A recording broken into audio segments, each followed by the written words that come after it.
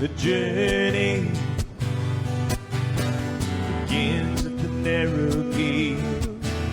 The journey, Jesus beckons me to roam.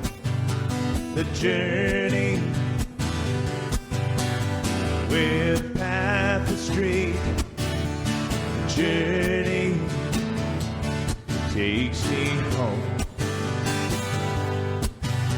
The journey takes me home.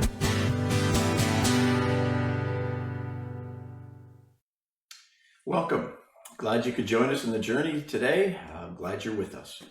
This morning I have with me another one of the elders from the church, Randy Calm. And Randy, thank you for joining us. Well, it's good to be here, Michael. Well, I'm glad you're here, Randy.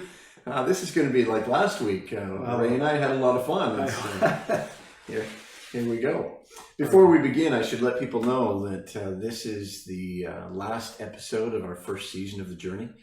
We will continue. We'll take a break for August, and we'll continue again when September rolls around. So you get to be the season closer. Yeah, I hope I'm up to it. Well, you know, they always keep the best guys in the bullpen and bring them out to close. So you're ready, Coach. Yeah. Okay. All right. Well, Randy, you and I got together and we able to talk about your journey, which was pretty interesting, and I enjoyed getting together with you. So it's interesting that you say that because it doesn't seem interesting to me. Well, I guess it's New Year's. It's always more interesting hearing someone else's, I suppose. That's right. Yes. Why don't you start us off on your journey, where it began, how it all started? Well, like everybody else, I was born.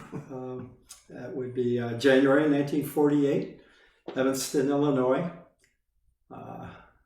First suburb north of Chicago, on the beautiful shores of Lake Michigan. Wonderful, wonderful place to grow up. We lived for the first 4 years of my life in Chicago. We lived in Andersonville, they called it. It was the enclave of the Swedes, Norwegians. There were neighborhoods back then. There was the Irish neighborhood, the Polish neighborhood. So, you know, tribalism. Right. So you were part of the Swedish Scandinavian. That's right. That's exactly right. And so we lived there on Paulina Street for the first 4 years. Always went to the same church. We drove up to Evanston every Sunday and Wednesdays and Sunday nights. Yeah, you were there quite a bit. Back then, there were morning, evening, Sunday, and Wednesday services, although I didn't go to many of those, but I remember a few. It was the Swedish Evangelical Swedish Mission Covenant Church. And I think now it's the Evangelical Mission Covenant Church. But it was the church we went to, the only church I ever went to growing up was that church. And that was a family church, right? I mean, well, yes, my grandparents were the young people's club, and I have a picture at home with the oval pictures from probably the turn of the century. My grandfather was born in the early 1880s, and so they're the ones who started this particular church, and the cornerstone on it says 1910, so it's been around a long time.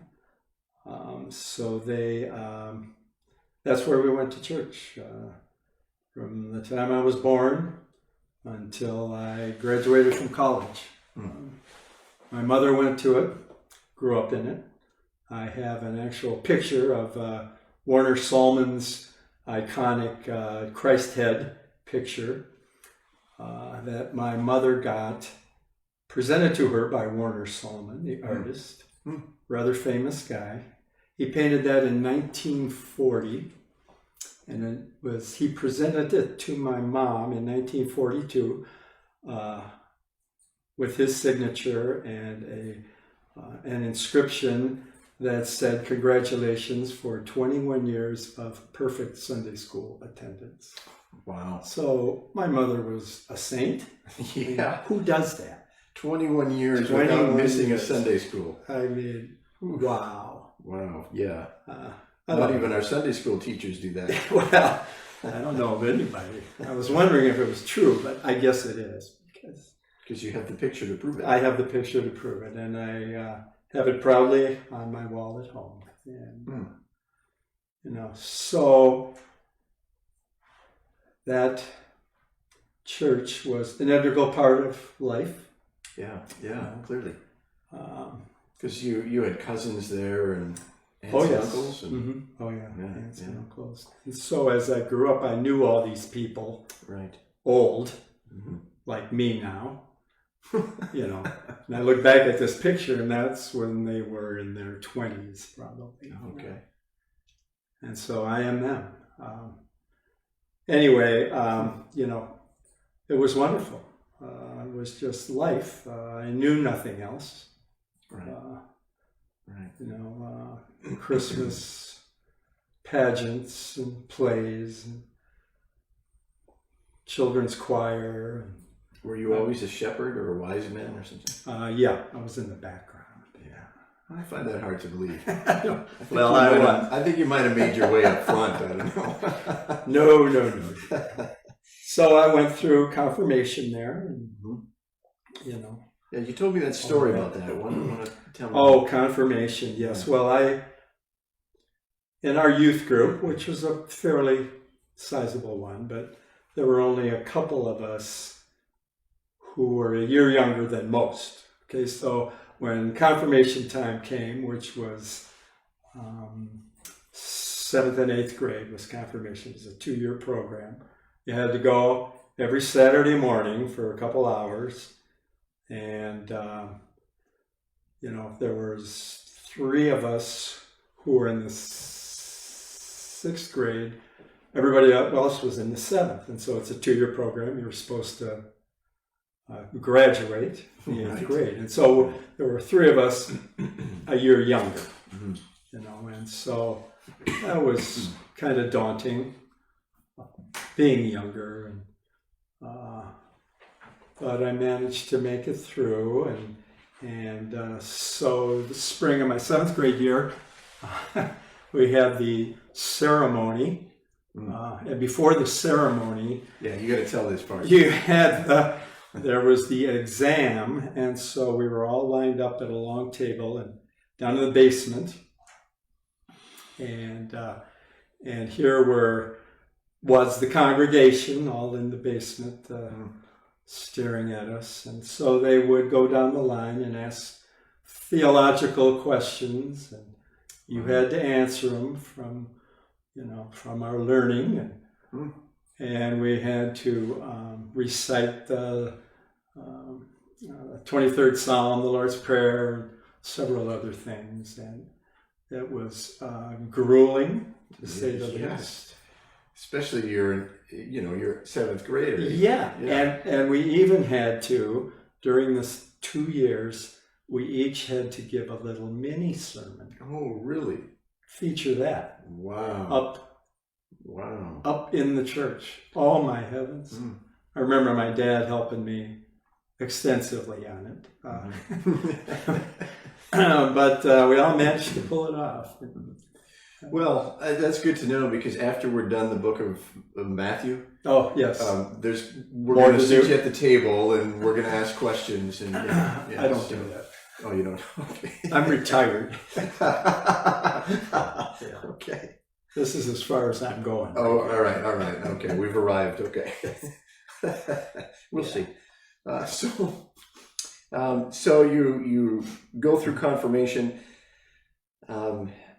interesting that for 2 years, every Saturday morning, you were at the church.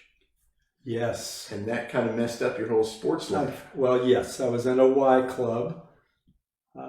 And so all our flag football games and basketball games were on Saturday mornings. And so there were some I could make because, there was Christmas vacation and times like that when there weren't games, or there wasn't confirmation for a week or two maybe. Because maybe the pastor was sick and you're yes, I can't do this. so I managed to play enough, but it was hard. I didn't want to be there, but I was. Yeah. Oh, well, I better be. Well, it was a family expectation. Well, yes, it was. Yeah. Yes, my older sister Cherry and younger sister Chris were a little over 4 years apart. And so, yes, we all did it diligently. Right.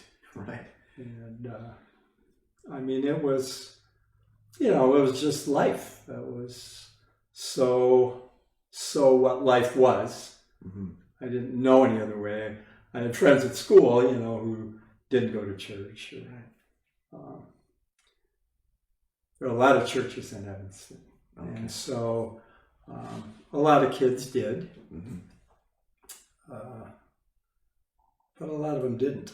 Right. Had no idea. Yeah. And so, it was comforting, comfortable.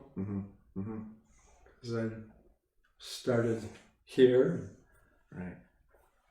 There I was. Yeah. I don't mind this. Yeah. It was boring sometimes. Sure, but my parents would be up in the choir, looking down at us. Yeah. So you could not hide. That's all right. And then you entered high school. I did. So in my life, I went to I went to kindergarten at Pierce School in Chicago, but Lincolnwood in Evanston was the grade school. Haven in Evanston was the junior high. And Evanston High School was the high school. So we didn't move around. Right. It was like rock solid. This is your life. You're going to be here. Right. My mom's family and us were in that house for 68 years. And 1930 to 1998, I think it was. She grew up in that house. Went to the same high school we all did. Wow. Yeah. My dad was from Chicago, down in Andersonville. And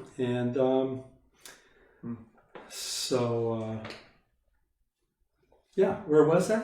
What's the next question? You were in Evanston. Yes, still there. And you made a comment. It was kind of like Leave It to Beaverland sort of thing. Well, yes, it was. Yeah. Everything was there. There was downtown. It was a 30-minute bike ride to the lake. Our bikes were kind of our motorcycles. Yeah, right. It was pretty idyllic when I look back on it. It was solid and unwavering. Right. Yeah. Very comforting for a kid. Yeah. Yeah, no kidding. Yeah. It's not that I wasn't a jerk, but we all have it in us. Yes, we do. So then after high school, you graduated and had a football scholarship. Yes, I did. I was kind of successful in high school football, so I got a full ride to Iowa State University. That's in Ames, Iowa. Well, you don't know. I don't. And when I say Iowa State, 90% of the people say, "Oh, you went to Iowa?" No. Like Washington State. Right. Get it? Okay, now I get it. So I took offense to that. Anyway, we were in the Big Eight. At that time, it was the Big Eight. It's the Big 12. You don't care anything about this, I know. Well, it's a little beyond me. You Canadian native, you don't care about football. Well, you have one less, one more down than you really need. Well, that's true. Yeah, that's true. So, your coach, I had to laugh when you told me, your coach won second place Oh, yes, yes. Yeah, this is some good trivia for perhaps our viewers out there who might care. Not Plus- everybody's from Canada. That's true. And plus, there are a number of elderly people like myself, so someone might remember this. Anyway, my first 2 years was Clay Stapleton was our head coach, and then to finish it out, a guy named The guy who was really dear to you. yeah. Yeah. I didn't write that down, so Yeah, I can't darn help it. on that one. Johnny Majors. I'm sorry. Oh, really? Johnny Majors. This was his first head coaching job, and he finished second place to Paul Hornung in the 1956 Heisman Trophy balloting.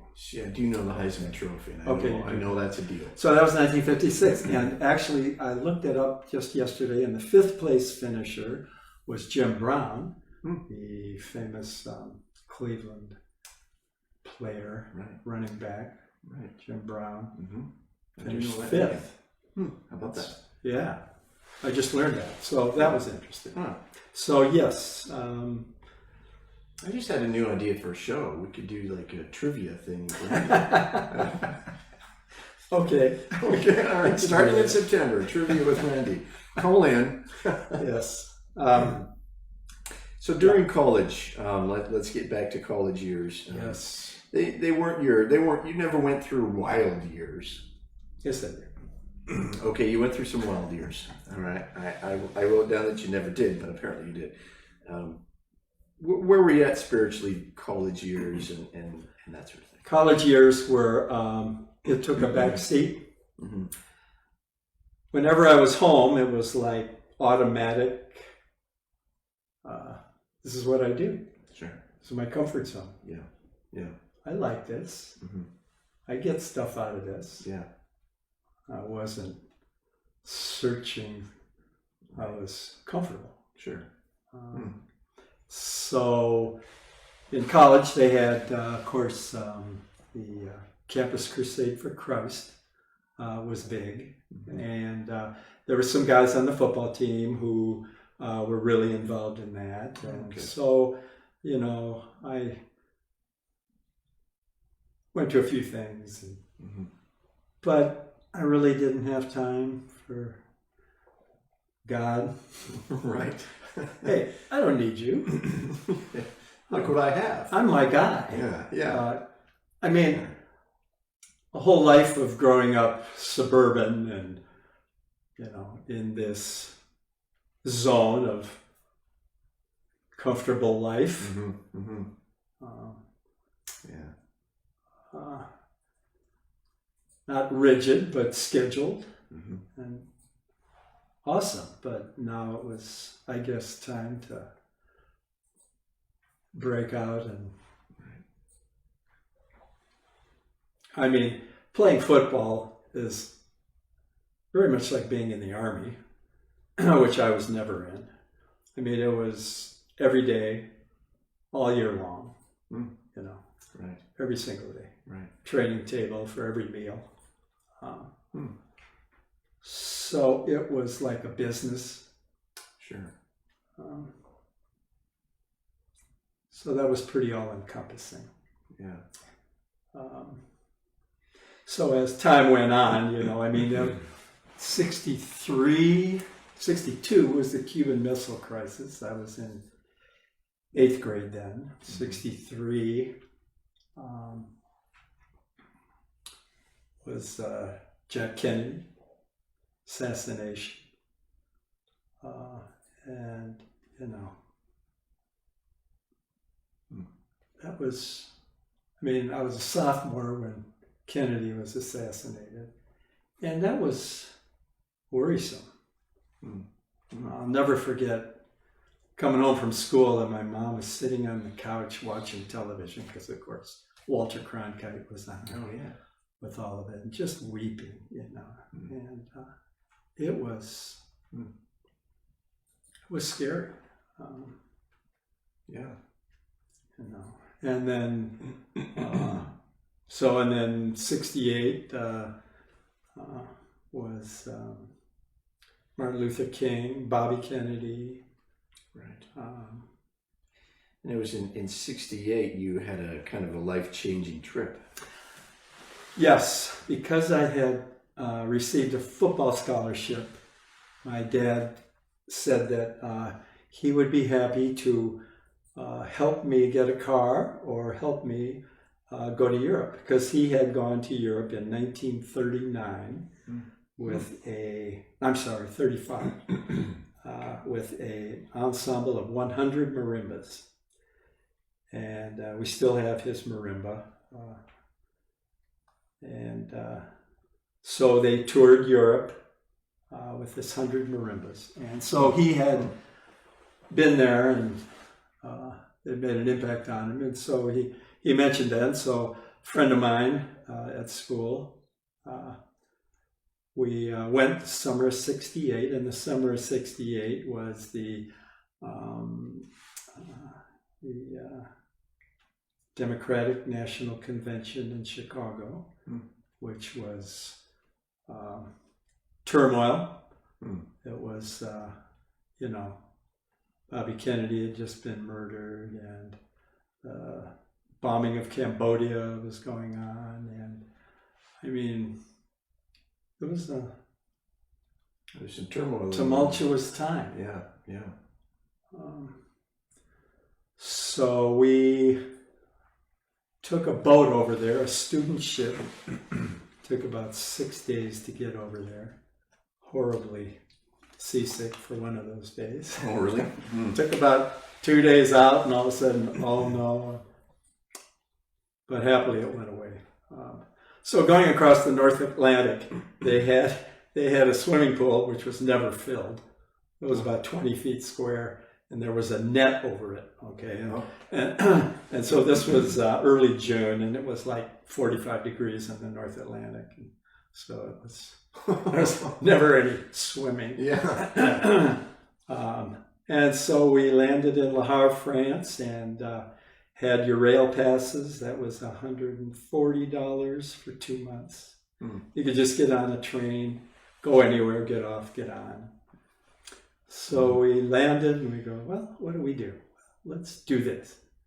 And so for a little over 2 months, we just gallivanted around, and it was the most eye-opening, incredible, beautiful, scary, awesome time.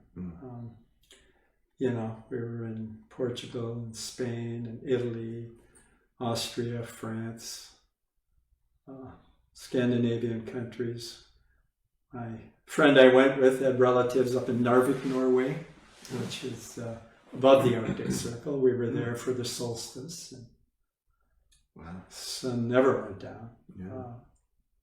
So we traveled around and saw things. One thing that really stuck with me was going to, we were in Germany, we were in Berlin, West Berlin. We took the train. Berlin was in East Germany. Okay, so from West Germany, you had to take a train to West Berlin. So West Berlin is this little enclave in the middle of East Germany. All right, well, not in the middle, but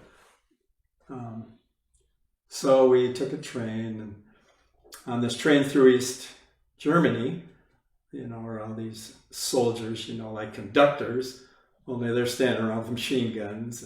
And that was a happy train ride. And so we got to West Berlin, and West Berlin was, like normal somewhere in the U.S. So we had to go to East Berlin. And so they required you to transfer money. Okay. 7 or 10 marks you had to. You'd pay them, they'd give you their worthless currency. Yeah, right. And then you could go in. So we went across to Checkpoint Charlie and spent a long, long day over there. And I'll never forget, this was 23 years after the war, so this was 68. And I mean, there were bombed out buildings still, and it was so very different from anything I'd ever seen in my life. Yeah. And again, there were, soldiers walking around, machine guns. We went in to eat at a couple places, and it was just quiet talk. I mean, there was no joy. It was, and so that whole European experience opened my eyes to something other than suburbia. Right. It really changed my outlook. And I guess what I thought was important or cool, or it was life-changing. Yeah. And I wouldn't change it for anything. Yeah. That I was able to have that experience, because we didn't have a schedule. We were just knocking around. We were good planners because we took a boat across the English Channel to London and hitchhiking, and this guy picks us up, and nice guy, and driving through the English countryside, and goes, "Oh, let's stop here." So we go into a little pub, and we were 20, couldn't drink here, but Europe, no problem. So he buys us a beer, and we chatted for a while, and just a great guy. And then he brought us into London, and we didn't have any money left, and our flight was the next day. So we're walking around, and we go to Hyde Park, and we lie down on the benches, and shortly after that, a bobby comes up, and bam, bam, bam, move on. Oh, okay. Right then. So we basically moseyed around and sat around London overnight. Had a flight back the next day to New York and then Chicago. Came home to my house. Hub lived in Minneapolis, so he was at my place for another couple of days, and then flew home. And we came home with 79 cents in our pockets. Wow. It worked out good. Yeah, it worked out well. It did. Yeah, and there were no credit cards or calling home. Right. I remember writing postcards, and they showed up a week after we got home. Yeah. So that was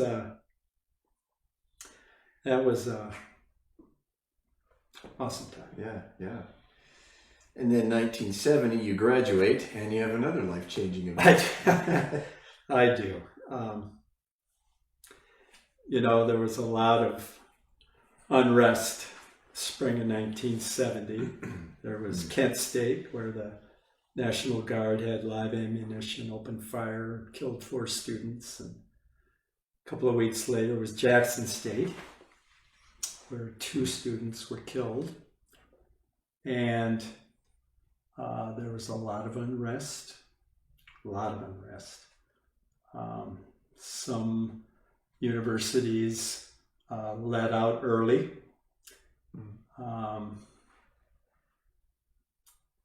It was kind of coming to a head, it seemed like, more and more from 68 to 70. It just kept getting more, I don't know, scary kind of. Yeah. A lot of unrest.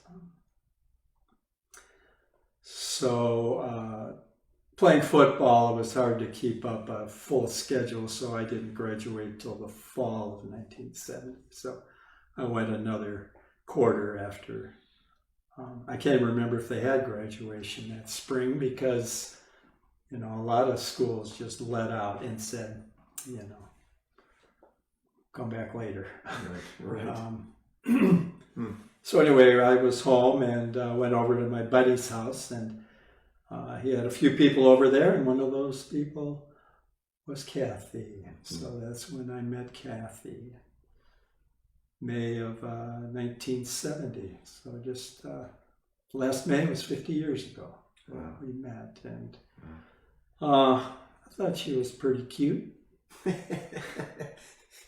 guess maybe she thought I was too. Evidently. We hooked up, had a friendship going on that summer, and I went, saw her at Michigan State. She was going to Michigan State at that time. She came to see me that fall in Ames, and it was kind of neat. And so I graduated that fall, and she had dropped out, and so we kind of were dating for several months, and we got jobs and we're working, and that spring we decided, let's strike out. Yeah. So we at that time you could get drive-away cars. You would go to a business, drive-away business, and people wanted their cars transported, and so you would give that company $100. You would go pick up the car, and you would have 5 to 7 days to drive out here. If you got a good company, they might give you $25 towards gas. Okay. A lot of them didn't. Anyway, you drove it out there, you delivered it to the office out there, and they'd give you your $100 back. And so Wow. that was how we went back and forth for 6 or 8 years. Wow. When we would travel back and forth. Great. And so this was March of '71, and they were still working on the interstate then. Well, aren't they still working on the 90, interstate? well, yeah. Yes, but like in Idaho, we'd go, it was a rock road, and there were these humongous dump trucks, probably right around where you're from. More than likely. Yeah. They're still there, I think. Oh my gosh, it was like we were in a covered wagon, because it was a station wagon, And so we ended up out here, and we had an apartment in Seattle for that first summer, and then we moved out to Pickering Pass, had a house there. Each of those places were $100 a month. The house had 14 acres and 200 feet of waterfront. Wow. People owned a dry cleaners in Tacoma, and they were going to retire there. Unfortunately, her husband died of a heart attack, and so we were living there, renting from her, and she offered to sell it to us. Wanted $40,000 for it. Well, that might as well have been $1 million. Right. Right. Can't do that. It's crazy. We didn't have $1,000. So anyway, and then we bought our property. Oh, I'll go back one step. Kathy's sister came out. Right. She was living out here, and we had started building the house. We had built the house. I'm sorry.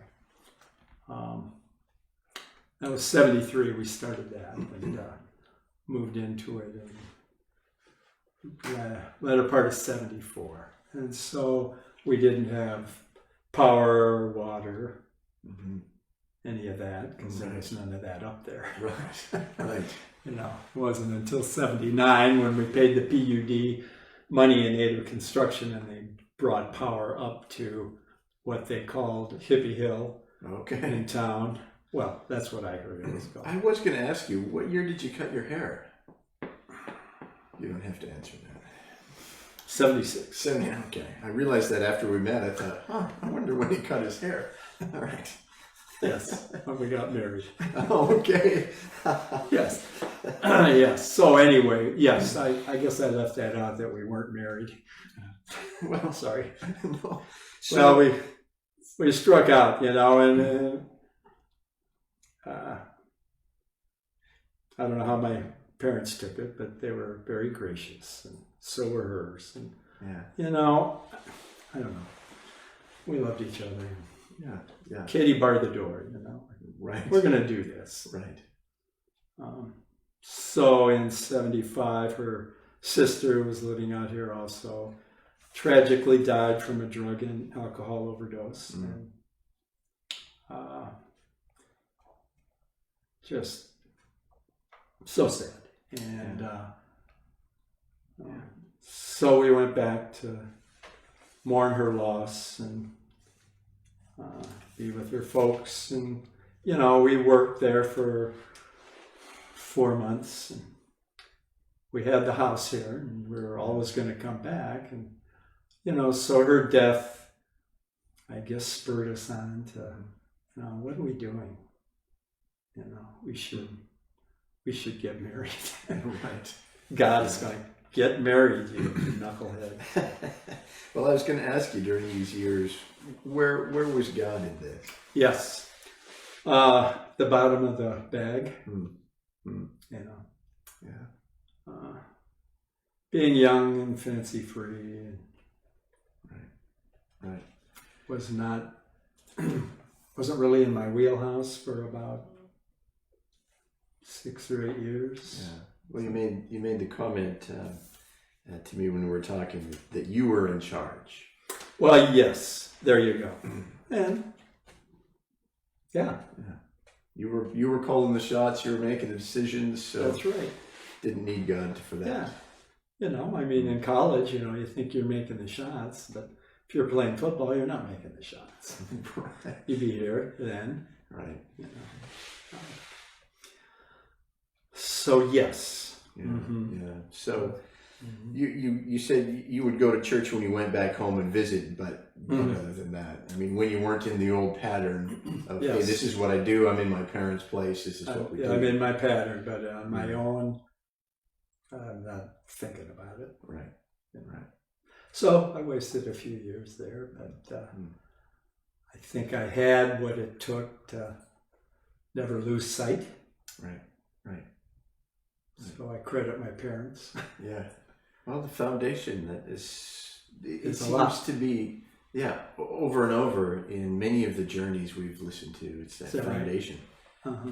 It's there. We go back to the foundation. Yeah. Yeah.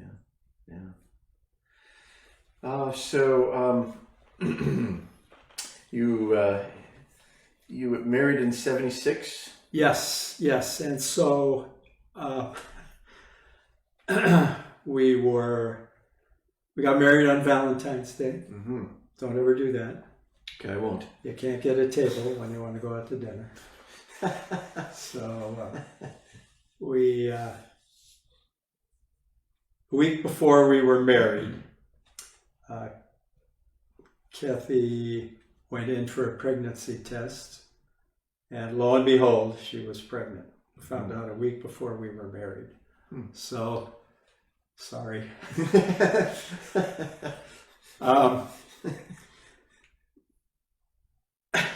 I remember telling my parents, you know, my dad, I told you, Clara. I knew it. Sorry, Dad. You know, but I mean, I look back and it was really, you know, it was more of a graceful blessing from God. You know, we lost Nancy. Yeah. Kathy's parents were just, well, grief-stricken, as we all were, you know. Sure.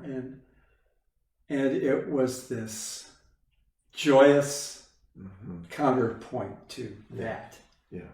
So, do I feel guilty? Am I grateful? Yeah. I mean, it's just what the doctor ordered, you know. Yeah. And so we came back, and it wasn't long after that, Adam was just a little toddler, you know. Kathy started going, went creeping into BCBC, Belfair Community Baptist Church at that time. And kind of liked it there. People were real nice. And, and so I reluctantly followed her. A few times later. Here we go to church again. Yeah. let me see about that. So, it was pretty much every Sunday, and we got into the rhythm. The kids did Sunday school and pageants. And, it was a great place, great people. Adam and Renee, right? Your two kids. Adam and Renee, yes. Adam in 76 and Renee in 79. And so we even sang with Wes Moore, Michael's dad. Yeah. I sat next to him in choir for years. Prince of a guy. Very smart. Irene, what a dear she was. Because there was no church down here. So they were members of BCC now. Got her community church now. Yes. Singing next to him, he had pearls of wisdom all the time. Thursday night rehearsal, and then Sunday 10:30, or was it 11? Anyway, that was a fun time. Choir was awesome. We did that religiously. Yeah. Kept us coming back. Yeah. I miss choirs. I miss hymns. But, that's okay. Yeah. We'd play them at home. Kathy on the piano and me on the flute. So we'd do Christmas carols and hymns. That was the extent of my expertise. Yeah. I had it in 5th, 6th, and 7th grade. There you go. Then I got to quit. Well, we'll have a special Christmas edition of you singing hymns and playing your flute. We can arrange that. I know. I'll talk to the worship guy. No, over there. Okay, we'll edit that part out. So you were there 25 years. Yeah, I'm going to guess and say about 25 years. Yeah. Had to have been. Yeah. And then during the summer, choir would be off. And about that time, the pastor at our church, David Daroff, he was instrumental in wanting to start a seed church here. And so he was pretty insistent on that. And I was actually on the search committee who found him. How about that? Another bit of trivia. Well, there you go. And this is the first trivia show, the last episode of season 1 for the journey, but the first for the trivia show. It just shows how old I am. How wise you are. Yeah, there you go. So we would come down here during the summer, and we had met Terry Oliver at fall retreat at Camp Bethel. He was a speaker at that, and lo and behold, he became the pastor here, and so we'd come down and visit every once in a while during the summer. And Kathy thought, well, gee, I'd like to go there. So we talked to our pastor, and said, well, I'd like to go down here. There's nothing wrong with BCBC. We just like to go down here. Yeah, fine. No hard feelings. And so we transferred down here. Well, I didn't transfer. Talked with Terry and said, well, how do we become members? And he goes, well, we don't really have a membership. Just show up. Yeah. Well, okay. Yeah. So here we are. Here we are. Yeah. And, I mean, our kids went through scary times. Our married life wasn't It was married perfect. life. It was married life. That's right. Yes. There were times we wondered if our kids would make it, and by the grace of God, He was there. It's been a trip. Yeah. Yes. I guess. Yes. So I can't. Did I miss anything? Well, not that I have written down so far. Oh. Yeah. Yeah. Well, we had talked, and I guess I was going to ask you two questions, but it really goes with you. You have there's a video we're going to show. It's a video of Kathy, about a minute long or so. Yeah. So at the end of our talking, we'll show the video. So please stick around and watch that video. But just kind of walk us through that. You have, when you were explaining to me the video and talking about that. Oh yes. And I think it came out of sort of, as you look back, as you look at your journey. Yes. What is it that you want to leave us with? Well, I just wanted to read a couple of passages.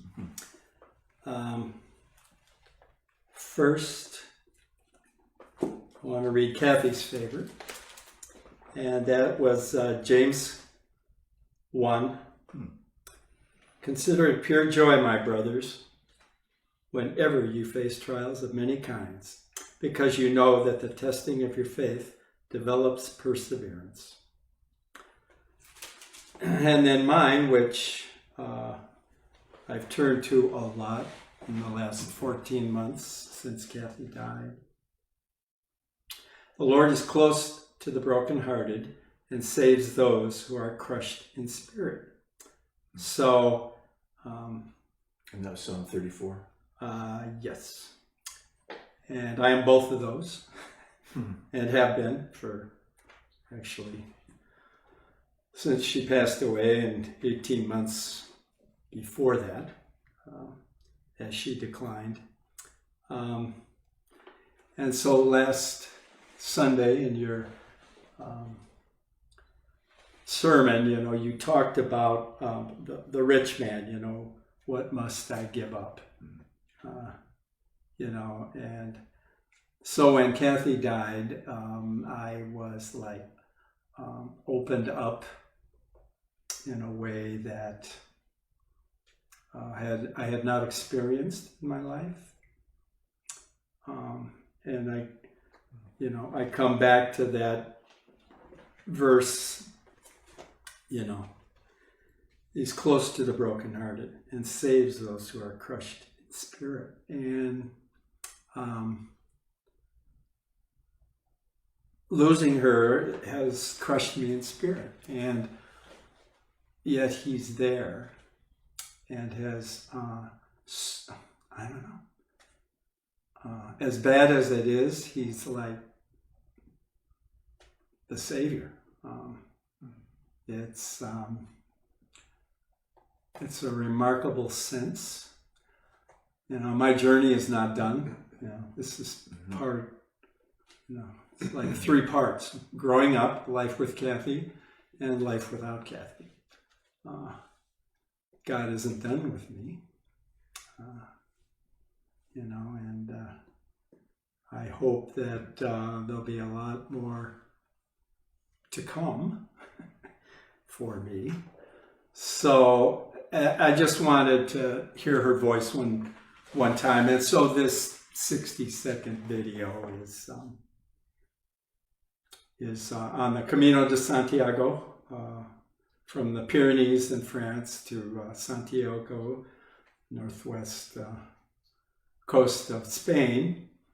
It's a 500-mile walk, and it was a dream of Kathy's, and so we did it. And so I look back on that as being a blessing from God that we were able to do this. We were told that if we came to any church, that we've got to go in. And so we went in a lot of cathedrals and a lot of churches, and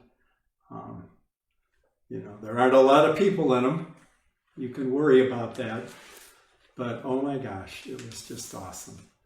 All of them. The sense and everything about it was just something. And so this little clip is, we're up in the mountains, I don't know, midway maybe, I can't remember exactly where. And so it's just her voice looking around a valley that we were resting, exhausted. It was an experience worth remembering, and I thank God for that. And so, part of that one verse is, sell everything and follow me and love your neighbor as yourself. So, what could be simpler than that, and yet harder? So, that's my story. Thanks. Randy, thank you for joining us on the journey today. Thank you. I'm glad you're with us. So, folks, we will close this last episode of our first season of the journey with this video from Kathy. Thanks for joining us this episode. Thanks for joining us this season. We look forward to the next. May God bless you. Okay, today is Wednesday, and can you hear the cowbells?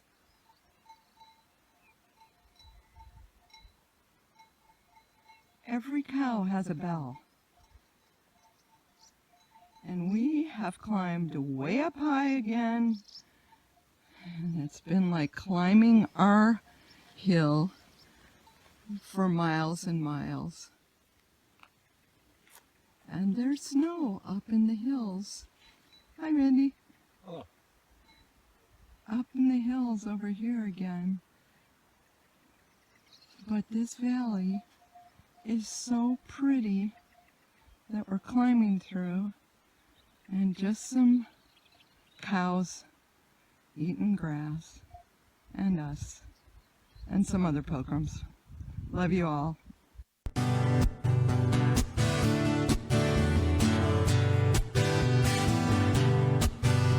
The journey begins at the narrow gate. The journey, Jesus beckons me to roam. The journey, where the path is straight. The journey that takes me home. The journey takes me home.